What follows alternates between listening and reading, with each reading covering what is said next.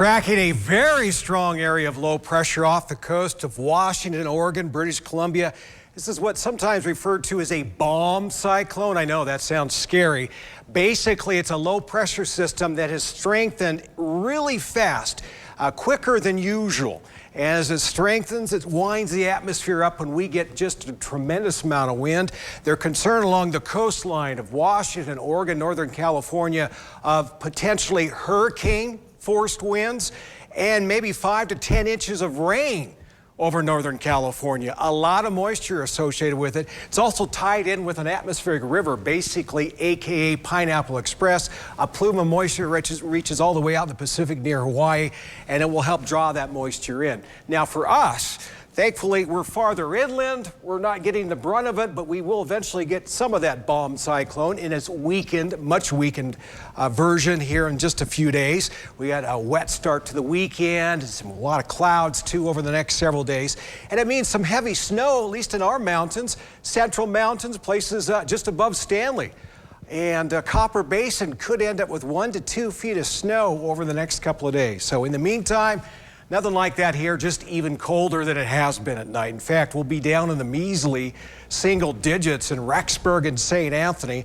Thankfully, not quite as bad for Pocatello, 21, 14 in Idaho Falls. Just go north if you really want the cold stuff. Single digits, no siree. We'll see that in Stanley tonight. Stanley will be dry. For tonight at least. Different story though tomorrow night and into Thursday night. We got a partly cloudy sky. Low temperatures for most of us will drop down in the teens. Even colder for the upper highlands in western Wyoming than it was last night. Now we managed to stay in the 20s last night in Driggs. We had low overcast. I think we'll see a little more clearing tonight, and that means temperatures in Driggs will be a good 20 degrees colder than it was last night. Now for the southeast highlands, I would definitely say that's going to be even colder than last night. Most areas in the teens. Montpelier even colder with a low of 9. And then tomorrow, mix of clouds and sunshine, little temperature bump. Yeah, we'll bump up just a little bit. 43 for high in Income, 40 in Soda Springs.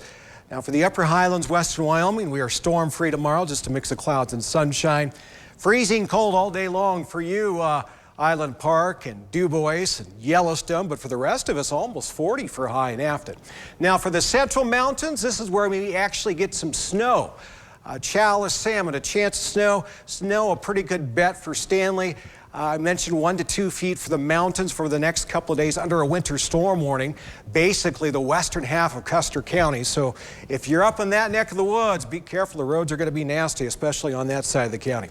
Now tomorrow for the Snake River Plain, we'll call it partly to mostly cloudy, more the partly over the lower plain, more the mostly cloudy over the upper plain. And look at the highs, doing a little bit better, at least down south it is. We'll hit 44 in Pocatello, still got the 70s, or 30s I should say, for highs in Idaho Falls. Southeast Idaho Chevy dealer 7-day forecast. Ooh, a little bit of the warm before the storm on Friday.